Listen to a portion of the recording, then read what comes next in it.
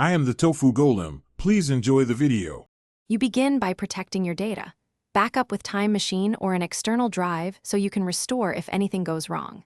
Once done, confirm you have a Windows 10/11 ISO and at least 64 GB free.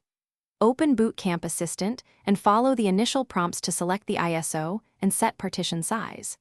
Make sure to pick a sensible split now. This allocates disk space for Mac OS and Windows and prevents surprises later. Next, Boot Camp writes the installer to USB and creates the Windows partition.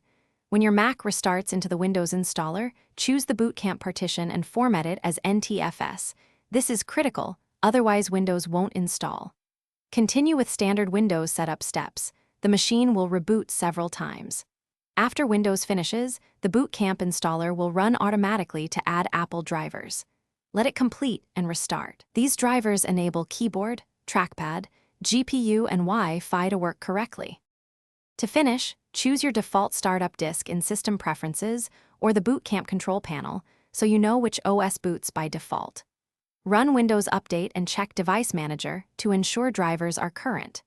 If you change your mind, Boot Camp Assistant can remove the Windows partition and restore storage to Mac OS.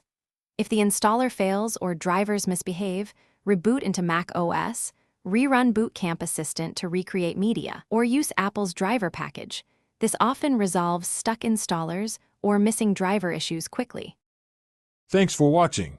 Consider subscribing if we helped you today.